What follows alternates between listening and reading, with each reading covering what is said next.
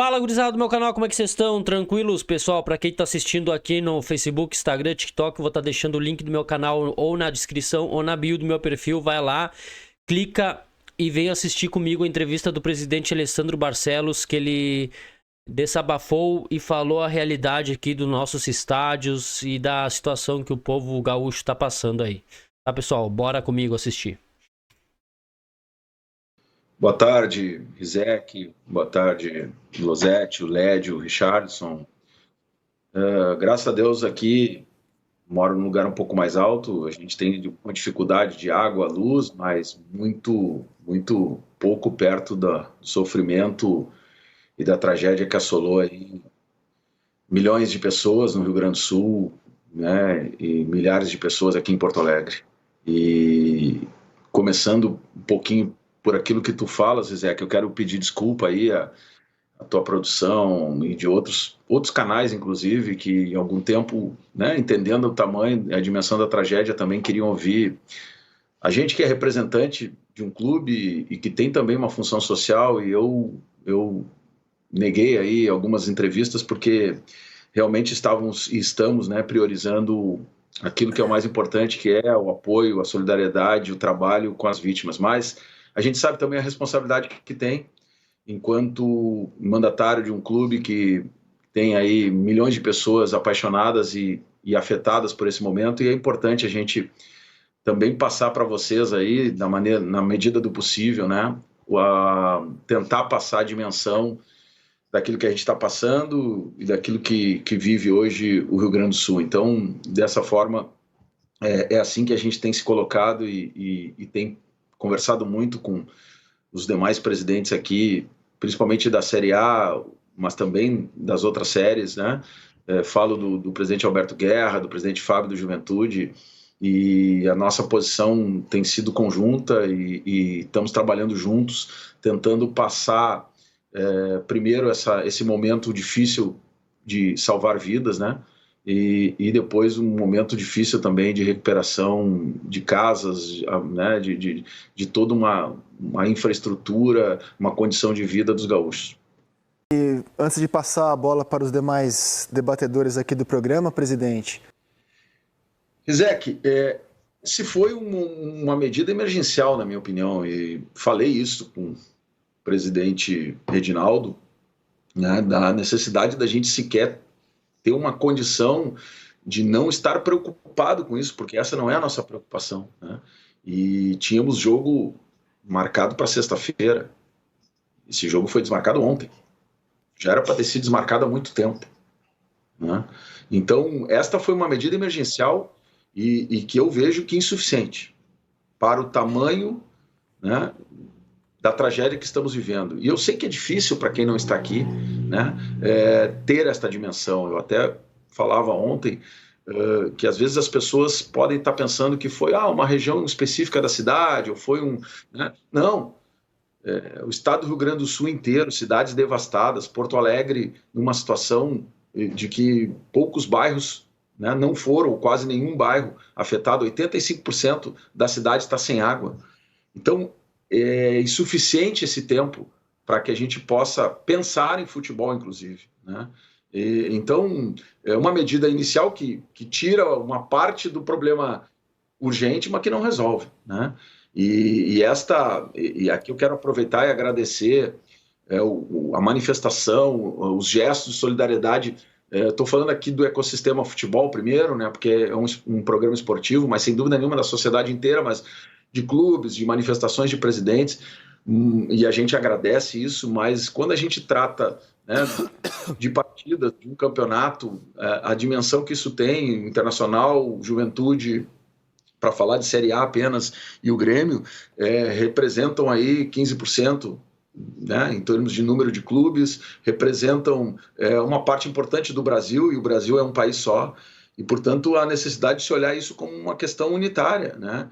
E não se trata aqui de dar alternativas, porque eu faço o seguinte questionamento, né? Supondo que fôssemos totalmente insensíveis à situação que estamos vivendo, supondo que estivéssemos preocupados com o negócio futebol nesse momento, seria possível, e os clubes concordariam, em vir jogar em algum campo que nós tivéssemos aqui, viajar 13 horas viajar até Florianópolis, pegar mais 13 horas de ônibus, porque as entradas das cidades não existem, existe uma só, depois chegarem aqui, tomarem a água que os outros não têm para tomar, não tomarem banho, jogarem, entrarem no ônibus de volta, voltarem para sua cidade com mais 13 horas e mais um avião. Todos iriam concordar? Dariam um VO para essas partidas? Essa é uma pergunta que tem que se fazer quando começa a se falar em vamos jogar aqui, vamos jogar ali, vamos treinar. Esse é o exercício mínimo de empatia que a gente espera que seja feito. Então, fica aqui também um pedido, desculpa da veemência, mas um pouco do sentimento de quem está dentro da água ajudando as pessoas, e eu não estou aqui falando de mim, mas estou falando de uma população que tem trabalhado de forma 24 horas, de forma solidária, né, dos familiares, dos parentes de todos, das pessoas que trabalham no futebol, dos mais humildes até aquele funcionário mais alto que também foi acometido desta tragédia, né? A gente precisa cuidar muito das palavras para também não usar exemplos que possam machucar um ou outro, mas nós estamos realmente bastante abalados e nós não vamos, de maneira nenhuma, não vamos colocar o futebol na frente da vida. Se tratar do ecossistema futebol, do calendário brasileiro, as dificuldades que são, independentemente deste fato que aconteceu. E sabe das dificuldades de quem toma a decisão ter que tomar ela em cima de fatos concretos e fatos que jamais ocorreram desta forma, né? Como ocorreram agora aqui no Rio Grande do Sul. Mas a gente sabe que precisa ser tomado decisões e que elas são fundamentais. Nesse sentido, desde o início a gente tem conversado com a abertura do diálogo, ela existe. Nós temos nos organizado aqui, os clubes do Sul, junto com a federação, fazendo esse debate. Mas as coisas, elas estão a cada dia, e essa é uma outra questão importante, tendo agravamentos, né? Vieram se agravando desde o início da nossa conversa, e a tendência é que isso não acabe tão rápido, né? Nós, para dar um número aqui, em Porto Alegre, na primeira semana choveram 208 milímetros. A previsão para até domingo, de quarta a domingo, é mais 115 milímetros. Está longe de acabar. Portanto, essa medida paliativa ela é insuficiente. E nesse sentido, né, deixamos registrado isso de que é preciso manter esse diálogo aberto e que a CBF continue ouvindo, né? Ouvindo os clubes, não só aqui do Rio Grande do Sul, por óbvio, mas alguns se manifestando também preocupados com isso, jogadores, atletas, e que essa escuta seja de fato uma escuta verdadeira e que ela possa sensibilizar. E aqui eu não tenho a solução, não estou propondo a extinção do campeonato, mas talvez de algumas rodadas, né, em que a gente possa dar condição para que o futebol fique nesse momento em segundo plano e a gente tenha a condição aqui de estar com as nossas energias, todas elas focadas para primeiro salvar vidas e minimamente uma recuperação da infraestrutura.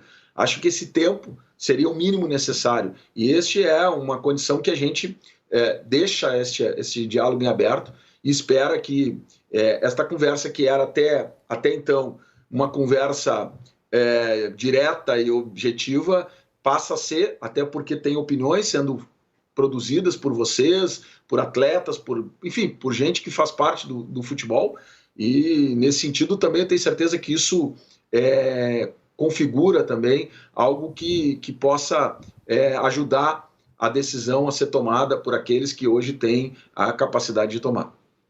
Nossa última pergunta aqui é do Lédio Carmona. Lédio. Eu acho que o campeonato deveria ser paralisado. Já deveria ter sido paralisado e não será paralisado. Enfim, eu acho que já é alguma coisa os clubes gaúchos não jogarem, mas não é o ideal. Não é o ideal porque a isonomia vai embora. Isso a gente vai ver provado daqui a pouco, quando o Grêmio, o Inter, Juventude e companhia tiverem que cumprir os seus jogos atrasados. A gente está vivendo, não é só uma enchente, é como se o Rio Grande do Sul estivesse dentro de um estado de guerra. É uma guerra. É uma guerra que a sociedade gaúcha está vivendo. Falta água, falta comida, falta abrigo, não tem aeroporto. Como é que você vai jogar um campeonato brasileiro sem aeroporto? O aeroporto só vai abrir dia 30. Se abrir, então são várias questões, cara. Não adianta empurrar o problema com a barriga, por mais que você tenha uma boa intenção e os gaúchos não estejam jogando. São Hoje paliativos. o governador Eduardo Leite, em entrevista à Rádio CBN, eu estava acompanhando, ele mensurou... Primeiro, só, Led, sobre o teu comentário, a gente não conseguiu ainda e nem quer, né, fazer esta discussão sobre desequilíbrio técnico, porque isso a vida vai resolver. Nossa preocupação hoje é realmente estar trabalhando nessa linha de usar o clube, a força que o clube tem com o seu torcedor para essa rede de apoio, de solidariedade, de trabalho, e não são poucas as iniciativas, sejam elas de atletas, instituição como um todo, os contatos que a gente recebe de pessoas querendo para quem doar, como doar, a gente tem encaminhado isso direto e não é pouca coisa. Esse tem sido o foco do nosso trabalho, né? Mas sobre o Beira-Rio, são estimativas, porque a gente não tem noção ainda real do estrago, mas assim, minimamente 60 dias, depois que as águas baixarem. E as águas vão demorar para baixar. A última grande enchente, que foi menor do que essa em 1941, segundo informações técnicas, demorou 32 dias, 31 dias para se restabelecer a condição mínima de recuo das águas. Então, se você botar 60 mais 30, estamos falando aí de 90 dias. Então, são 90 dias no mínimo, né, olhando para isso como algo necessário. E a segunda questão, eu tenho recebido manifestações de todos os clubes do Brasil, de presidentes que estão fazendo campanhas de doação, que estão enviando materiais.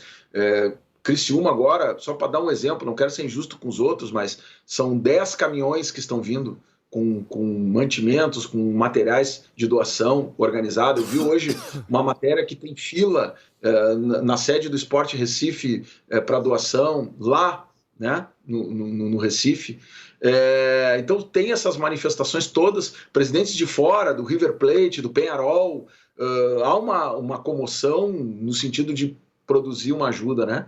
Então isto tem total respaldo dos clubes. Agora, quando entra na questão futebol, campeonato e isto que nós estamos discutindo aqui, bom, aí a gente sabe que tem posicionamentos diferentes e que necessariamente precisam, a partir inclusive desta possibilidade de estar falando aqui em rede nacional, poder estar dando a dimensão e poder ir construindo, vamos dizer assim, uma realidade coletiva fora do Rio Grande do Sul que realmente possa compreender esse momento e entender que somos um único país e que precisamos de todos para que a gente possa, né, como eu digo e continuo dizendo, porque está acontecendo isso agora, salvar as vidas, né, e depois um processo de reconstrução. Está muito claro que a única coisa que o futebol gaúcho pode fazer nesse momento é não pensar em futebol. Acho que isso está muito claro. Muito claro. Eu queria agradecer ao presidente. Obrigado, Rizek, obrigado a vocês. Eu só queria deixar uma última mensagem muito importante aqui em torno desta informação de que os clubes estão se dispondo às suas estruturas, e a gente agradece, mas a gente quer deixar muito claro isso. Nós não vamos abandonar o nosso povo nesse momento. Nós não vamos sair do Rio Grande do Sul e deixar as pessoas aqui sofrendo. Isso é fundamental nesse momento. E por isso fica esta mensagem de agradecimento a todos, mas um pedido de compreensão para que a gente possa achar uma solução que pense nas milhões de pessoas que foram atingidas por essa tragédia.